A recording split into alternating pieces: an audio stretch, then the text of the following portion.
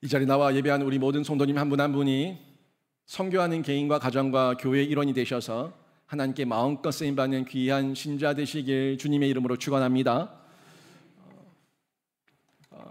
해외 선교에 대해서 이야기를 하면 이 해외 선교에 대해서 부정적인 분들이 사실 교회 안에 있습니다. 우리 교회 말고라도 한국 교회에 보면은 그분들이 해외 선교를 굳이 해야 됩니까? 라는 이런 주장을 할 때 흔히 가지고 나오는 얘기가 이 대한민국도 온전한 복음화가 이루어지지 않았고 아직도 대한민국 가운데 복음화율이 낮은 도시와 지역들이 많이 있는데 굳이 해외까지 나가서 선교를 해야 됩니까? 우리 형편에 해야 됩니까? 라고 말하는 분들이 있습니다. 그런 분들 만날 때 제가 가지는 생각은, 그래서 당신은 한국의 모든 곳은 다 여행해 보셨습니까? 한국은 다 여행해 봐서 해외에 나가 여행 갑니까? 라고 제가 질문할 때가 있어요. 생각이 날 때가 있어요. 그런 말들이. 사실 저희가 한국의 모든 곳 다 가보셨습니까? 다 안 가봤죠. 이름은 알고 그런 곳의 특성들은 알고 있지만 다 못 가봤어요. 다 못 가봤지만 저희가 가서 해외 여행도 가보고 또 우리 한국에 다 100% 복음화가 이루어지지 않았지만 복음이 필요한 곳이 있으니까 또 그곳에 가서 복음도 전합니다. 사실 그렇게 따지면은 우리는 교회에서 노방전도도 하면 안 돼요. 왜냐하면 우리 가문에 아직 예수 믿지 않은 사람이 있는데 사치스럽게 노방에 나가서 전도를 해야 됩니까? 우리 가문에, 우리 집안에도 예수 안 믿는 사람이 많은데 거기에 집중을 해야지 노방에 나가서 전도를 하는 그런 허비를 왜 합니까? 이런 논리가 돼버리기 때문에 저희는 다 시도해야 돼요. 국내 선교도 해야 되고 국외 선교도 해야 되고 우리 가정의 복음도 전해야 되고 이웃들에게 노방 나가서도 복음을 전해야 되고 이 두 가지를 다 같이 병행하는 가운데 하나님의 택자들이 주께로 돌아오고 또 주의 말씀을 듣고 함께 하나님의 자녀가 되는 은혜를 어디서 어떻게 일어날지 모르니까 우리는 계속 씨를 뿌리는 거죠. 그 사역이 해외 선교에 대한 우리들의 마음이어야 되는데 어떤 교회들은 예산이 어려울 때 선교부 예산부터 깎는 교회도 있습니다. 선교 예산을 삭감하고 빼버리고 어떻게든 다른 곳에 먼저 쓰는 이런 모습이 있는데 아주 옳지 않습니다. 선교 예산은 선교 예산으로 독립되어 있어야 돼요. 그 누구도 손댈 수 없게. 선교 예산만큼은 구별해놔야 돼요.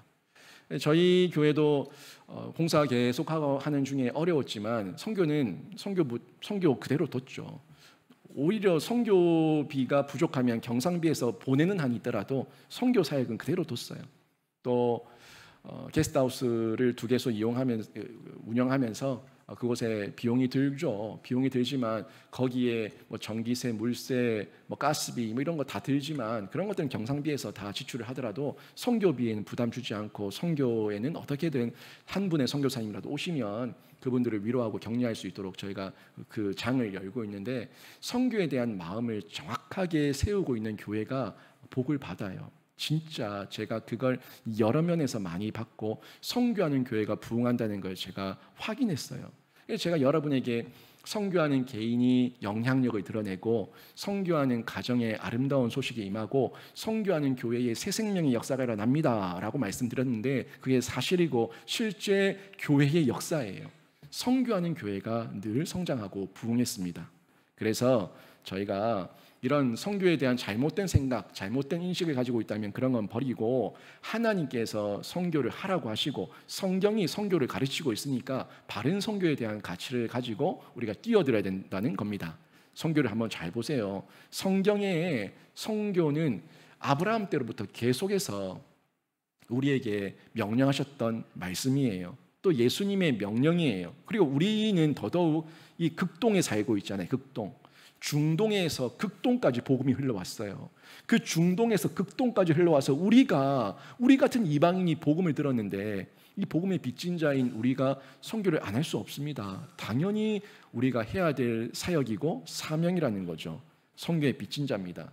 그래서 선교는 해도 되고 안 해도 되고가 아니라 반드시 가장 먼저 우선적으로 교회의 방향성이어야 되고 우리 교회가 해야 될 사역인데, 이 내용을 오늘 제가 세 가지 측면에서 한번 보려고 합니다. 먼저는 예수님의 명령이에요. 예수님의 명령은 반드시 지켜야 되는데, 오늘 마태복음 28장 18절, 19절, 20절 읽었는데, 이 말씀이 예수님께서 승천하시기 직전에 우리에게 주셨던 마지막 대위 명령이지 않습니까? 그 말씀 한번 보세요. 19절부터 20절만 한번 더 볼게요. 그러므로 너희는 가서 모든 민족을 제자로 삼아 아버지와 아들과 성령의 이름으로 세례를 베풀고 내가 너희에게 분부한 모든 것을 가르쳐 지키게 하라. 여러분, 이거 1000번 읽고 10,000번 읽어도 이건 선교에 대한 명령입니다. 아니, 이 말씀을 다른 명령으로 받아들일 사람이 누가 있어요?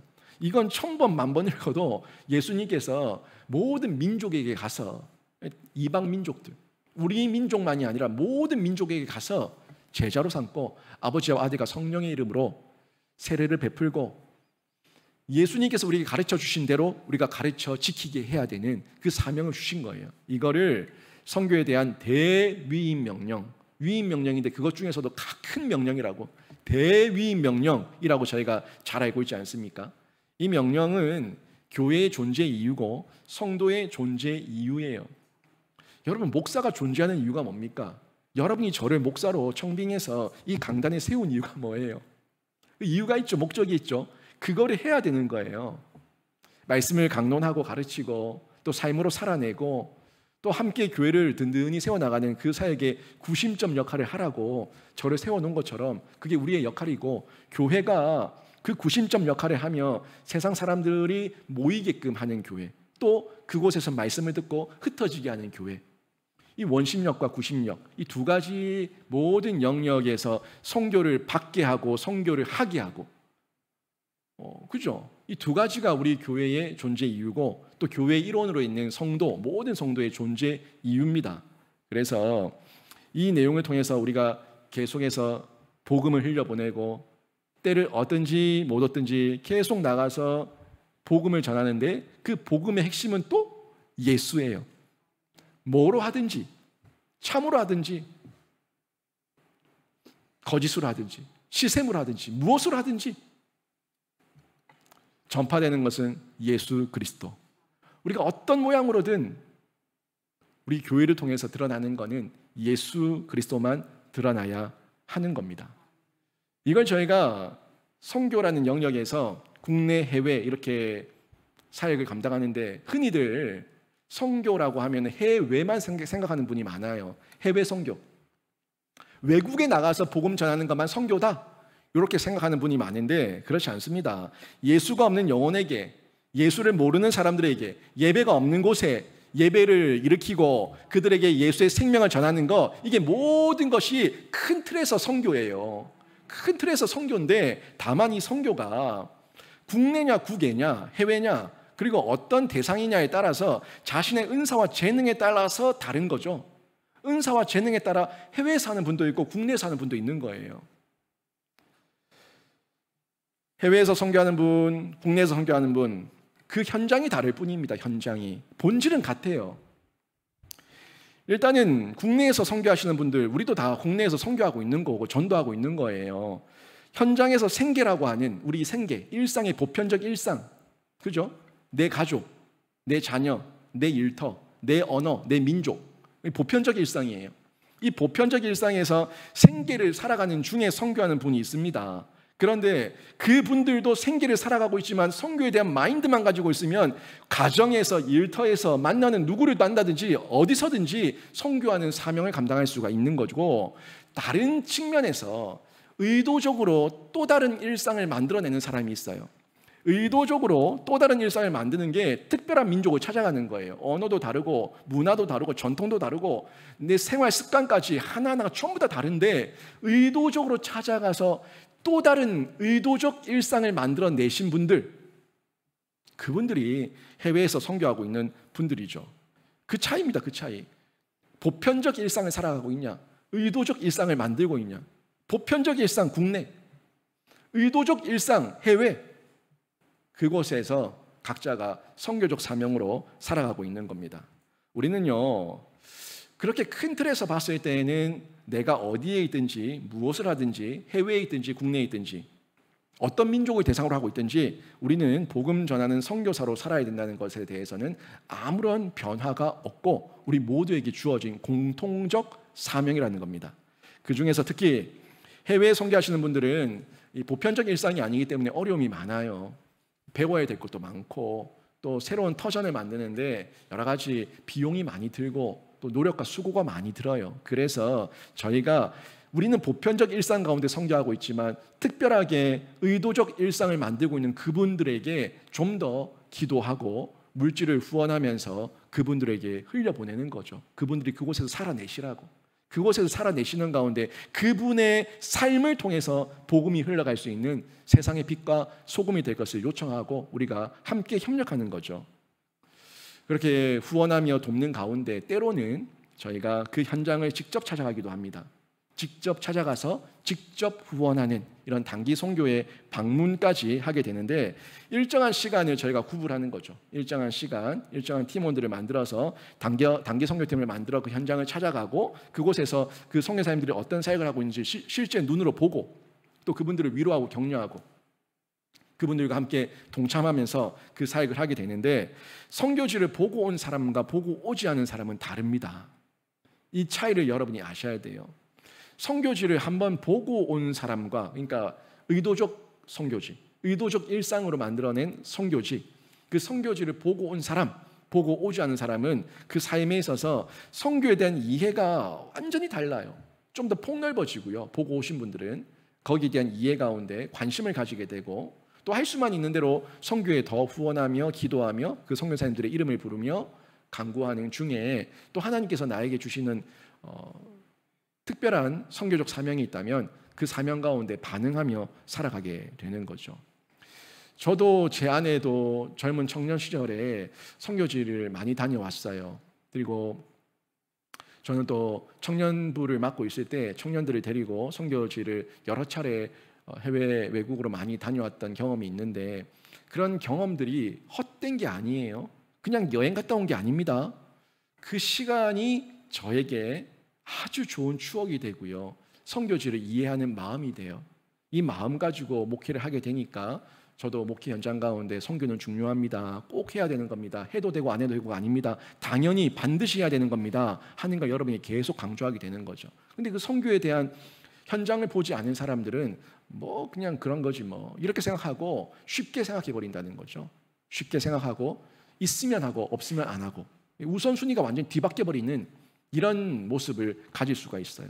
그래서 제가 1호2호2 할 때 그 내용 가운데서도 할 수만 있다면 내 평생에 한 달은 그 땅끝을 가보자. 선교지를 가보자. 한 달에 한 번에 갈 수도 있지만 한 달에 한 번에 다 못 간다면 일주일씩 4번을 가든지 2주씩 2번을 가든지 내가 할 수만 있으면 선교 현장을 좀 보고 오자. 돈만 보내는 선교 말고 현장을 보고 와서 현장을 이해하고 현장 가운데서 내가 내 마음을 흘려보내고 물질을 흘려보내고 선교사님들을 위해 기도하자 하는 그 마음을 제가 계속해서 강조했던 거예요. 우리 청년들에게도 제가 도전해요. 이번에 저는 그래도 한 10명 정도가 갔으면 좋겠다라는 그런 마음이 있었는데 우리 청년은 5명 가지만 우리 청년들이 좀 현장만 보면 여기서 전전긍긍하는 청년들이 아니라 월드 크리스천, 좀 세계를 볼 수 있는 그런 그리스도인으로 자라가기를 바랍니다. 그렇게 자라가야 돼요. 눈과 안목과 시각이 그저 나밖에 모르는 그 편협한 이기적 안목이 아니라 좀 넓은 눈으로 하나님을 바라보고 하나님 안에서 나에게 주신 사명이 뭔가 좀 폭넓게 바라보라는 거죠. 돈 벌어먹기 위해서, 밥 벌어먹기 위해서, 돈 벌기 위해서 태어났습니까? 너무 비참하지 않아요? 돈 벌다가 죽을 인생, 밥만 먹다가 죽을 인생. 여러분 너무 비참한 거예요. 돈 벌다가 죽을 게 아니라 돈 벌어서 남 주고 흘려보내고 남 살리고 생명 구하다가 죽어야지 의미가 있는 거 아닙니까? 공부해서 공부 벌레가 되는 게 아니라 공부해서 남 주고 돈 벌어서 남 주고 나만을 위해 사는 사람이 아니라 다른 사람에게 생명 살려놓고 가는 사람들, 그 사람이 진짜 복된 사람이에요. 여러분이 정말 마지막에 이 땅을 떠날 때에 눈 감을 때 하나님 앞에서 이 거친 숨호흡을 내쉬면서 하나님 앞에 주님 제 영혼 받아주시옵소서 라고 말할 수 있는 그 담대함이 예수 그리스도 안에서 살아내라는 겁니다. 살아낸 열매가 있으라는 거예요. 처음이나 끝이나 그냥 예수 그리스도 이름 이용해 먹지 말고 예수 그리스도의 이름 가운데 내가 구원받아서 그 감격대로 살아서 제가 그래도 부족하지만 주님 위해서 이렇게 사명 감당하는 가운데 불꽃처럼 살았습니다 라고 말할 수 있는 그 열매가 있어야 될 거 아니에요. 이 행위의 구원이 아니라 정말 진실되게 살았다고 말할 수 있는 떳떳함, 그리고 내 자식에게, 내 자녀에게 유언에 남기더라도 예수 잘 믿어라, 정말 예수 잘 믿어라. 그 마지막 유언에 남길 때 엉망으로 살던 그 엄마 아빠가 예수 잘 믿어라, 내가 후회하고 있다, 그 말보다 열심히 살았던 그 엄마 아빠의 신앙의 흔적이 있을 때에 그 아이들이 열심히 살아라 그 말씀이 가슴에 새겨질 때 엄마가 살았던 그 모습이 생각난다고요. 우리 엄마 아빠가 교회에서 그렇게 살았지, 그렇게 수고했지, 그렇게 교회를 섬겼지, 이게 생각이 났을 때 그 모습이 본이 되어서 여러분의 자녀도 교회를 세우며 생명 구하는 생명사역자로 살아낼 수 있는 줄 믿습니다. 그런데 엄마 아빠한테 본 게 아무것도 없어.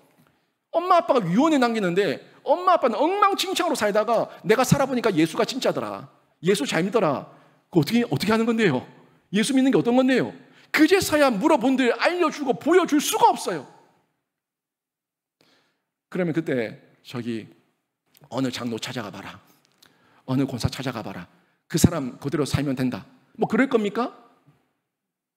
내가 살았던 그 일상을 아이들에게 심겨줘야 될 거 아니에요. 그 일상이, 여러분이 사는 그 일상이 여러분 자녀의 일상이 될 줄로 믿습니다. 그 일상이 부끄럽지 않게 세상에서 돈덩거리며 사는 인생이 아니라 주님 나라 위에 사는 인생으로 살아가라는 거예요.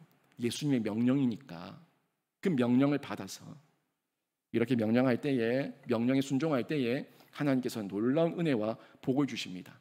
선교는 우리 하나님의 소원이에요. 우리 하나님께서 그 소원을 품고 우리 인간들에게 그 사명도 주시고 그 일을 맡기신 거예요.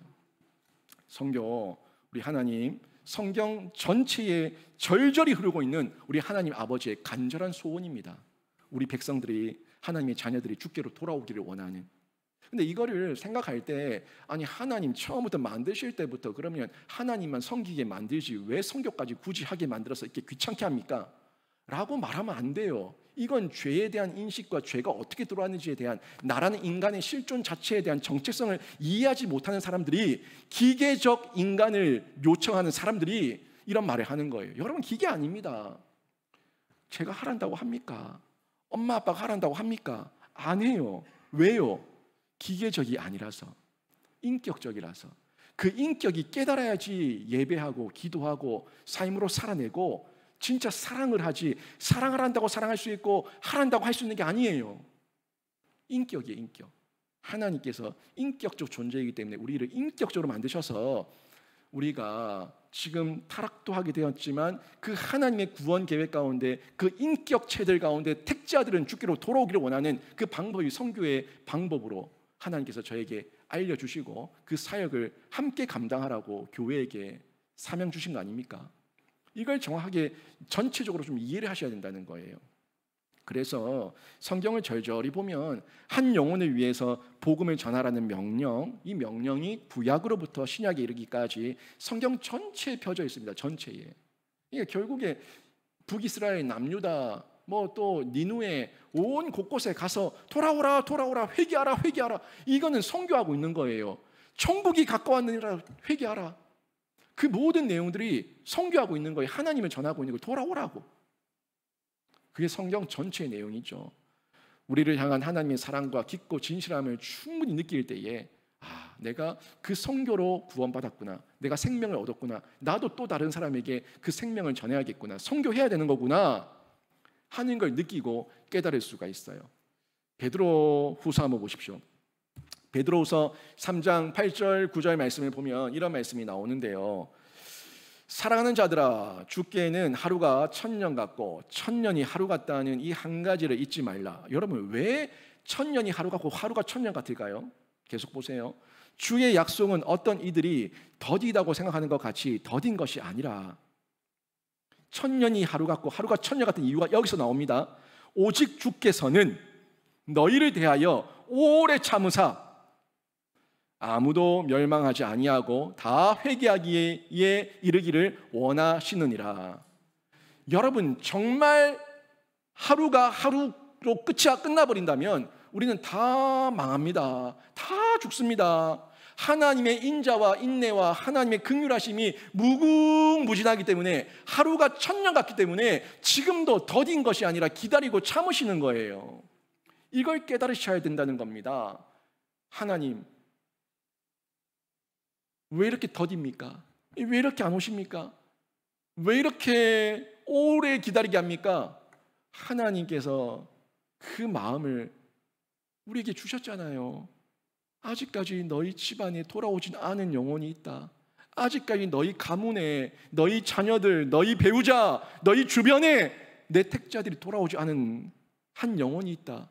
그래서 네 입장에서는, 개인적인 입장에서는 빨리 주님 오시길 바라겠지만, 아버지 하나님, 우리 주님의 입장에서는 한 영혼이라도 더 주께로 돌아오기를 원하시니까 너희는 더디게 느끼지만 나는 오래 참는 인내 가운데 사랑과 긍휼과 은혜를 베풀고 있다 한 이 메시지를 전해주고 있는 거예요. 그렇죠. 우린 나밖에 모르잖아요. 나만 구원받으면 되고, 나만 잘 살고 잘 먹으면 되고, 남이 어떻든 말든지 나만 예수 믿어서 천국 가면 되지. 이게 이기적 개인적 신부 아닙니까? 그런데 마라나타 주 예수를 외치기 전에 주를 위해서 살았냐는 거예요. 마라나타 주 예수여 어서 오시옵소서 말하기 전에 정말 하나님의 명령 앞에서, 그 명령, 대위인 명령 앞에 충성되게 살았고 하나님의 소원에 헤아리며 하나님 아버지의 복음을 몇 명한테 전해봤냐는 거예요.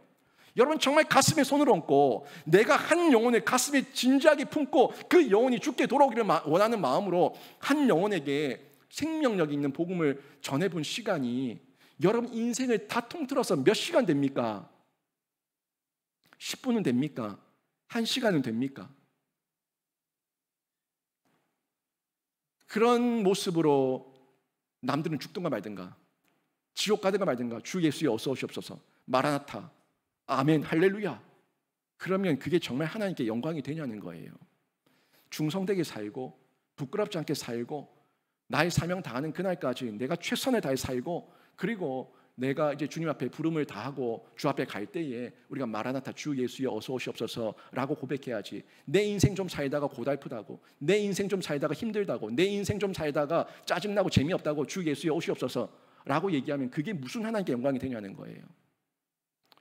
여러분, 사울 왕도 보세요. 사울 왕, 하나님께서 다윗을 세우고 난 이후에도 그 오랜 시간 동안 다윗은 도망자의 신세였고 사울은 폭군으로 계속해서 백성들을 탄압하며 다윗을 괴롭힙니다. 얼마나 미치고 환장할 일입니까? 다윗 입장에서는 정말 미치는 거죠.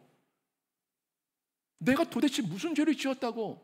다윗 입장에서는 그런데요, 사울 입장에서는 하나님의 기다리심이라는 걸 여러분 느끼십니까? 사울 입장에서는 하나님께서 당장 끌어내리지 않고 폐위시키지 않고 병 걸려 죽지 않고 전쟁터에서 죽지 않고 그 오랜 시간 기다리셨던 거는 하나님께서 사울에게 여전히 돌아오기를 원하시는 하나님 아버지의 마음이었던 거예요. 근데 그 시간 동안 사울은 회개하지 않아요. 사무엘을 찾지 않아요. 회개하지 않으니까 사무엘을 찾을 이유가 없어요. 그래서 사무엘이 사울을 평생토록 보지 않은 거예요. 우리가 내 입장에서만 생각할 게 아니라 천년을 하루같이 한 영혼도 멸망하지 않고 다 죽기로 돌아오기를 원하시는 하나님 아버지의 마음에 헤아릴 때에 우리가 그 바람을 통해서 내가 하나님 앞에 사명을 발견하고 또 다른 이웃에게 복음도 전하고 생명도 전할 수가 있습니다. 저는 여러분이 구원받은 것, 여러분만 구원받은 것으로 만족하지 말고 여러분의 구원이 또 다른 생명을 살리는 생명의 파문이 되기를 주님의 이름으로 축원합니다. 그게 진짜 생명사역자예요. 내 안에 생명이 있다. 내 심장이 뛰고 있다. 예수의 심장이 뛰고 있다.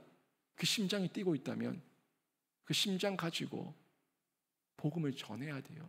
심장만 뛰고 있고 그 누구에게도 단 10분도 예수를 전해본 경험이 없다. 저희가 하나님 앞에 부끄럽다, 회개하고 다시금 선교적 사명으로 일상을 살아내고 선교적 사명으로 해외를 바라보면서 저희가 마음을 다해서 우선순위 정리해야 되는 거예요. 주변 정리하고 내 삶의 우선순위 정리하셔서 여러분의 선교적 사명으로 살아내는 귀한 신자가 되시길 바랍니다. 그게 성도의 본분이죠. 성도의 본분은 딴 게 아니에요. 명령대로 말씀대로 그 말씀을 잘 이해하고 살아내는 게 성도의 본분이고 하나님께 칭찬받을 자녀예요. 고린도전서 9장 16절 보세요. 고린도전서 9장 16절 보니까 사도 바울이 이런 고백을 합니다. 내가 복음을 전할지라도 자랑할 것이 없으면 내가 부득불할 일임이라. 만일 복음을 전하지 아니하면 내게 화가 있을 것이로다. 바울의 이 고백은, 이 정체성은 저의 정체성이고 여러분의 정체성입니다. 여러분, 우리는 신자고 성도이기 때문에 그 본분이 부득불해야 되는 게 선교예요. 부득불해야 되는 게 복음 전파예요. 안 하면 뭐라고요? 안 하면 도리어 나에게 화가 있을 것이다. 무슨 화? 책망이죠. 하나님의 책망이에요. 뭐 했냐? 성도로서 당연히 해야 될 그 사역을, 그 선교를, 그 전도를 평생에 10분도 예수를 자랑해 본 적이 없어?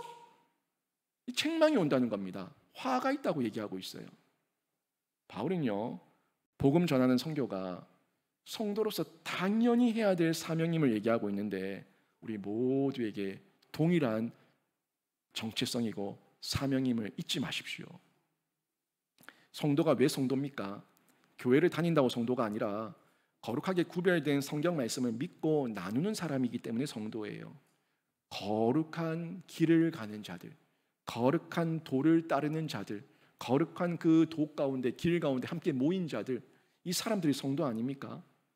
성도는 당연히 거룩한 자로 구별됐기 때문에 세상 방식대로 살아가지 않고 조금 세상 사람들과 다른 방식으로 살아낼 수 있는 정체성과 가치관과 세계관을 가지고 있어야 돼요. 돈이면 다 된다. 세상 사람과 다를 바가 없잖아요. 돈이 있으면 좋지만 돈은 나에게 필수 조건은 아니고, 있으면 좋고 없으면 그만인 거예요. 없어도 필수적으로 반드시 있어야 되는 것, 돈은 없어도 나에게 필수적으로 있어야 되는 것은 예수 그리스도, 하나님의 십자가, 예수 그리스도의 십자가밖에 없는 줄로 믿습니다. 이 십자가, 예수 그리스도는 필수, 절대 빠뜨릴 수 없다는 거예요. 마가복음 16장 15절 말씀 보십시오. 마가복음 16장 15절 같이 읽습니다. 시작. 또 이르시되 너희는 온 천하에 다니며 만민에게 복음을 전파하라. 이 말씀도 선교사들에게만 주신 명령이 아니라 모든 성도에게 주신 말씀이에요. 이 말씀에, 이 명령에 순종해서 우리가 선교에 열심을 내고 또 할 수만 있는 대로 평생에 한 달이라도 내가 쪼개서라도 시간을 어떻게든 내서라도 선교의 현장을 직접 보겠습니다 하는 마음으로 찾아가는 그 자세, 이 자세가 만민에게 복음을 전하는 우리의 자세고 태도인데, 의도적으로라도, 보편적 일상 말고 의도적 일상을 만들어내서라도 저희가 짧은 시간이라도 가서 복음을 전해야 되는 거예요. 그 명령에 순종하는 게 단기 선교예요. 교회에서 또 여러 방법으로 단기 선교에 동참할 수 있는 기회들이 많이 있지 않습니까?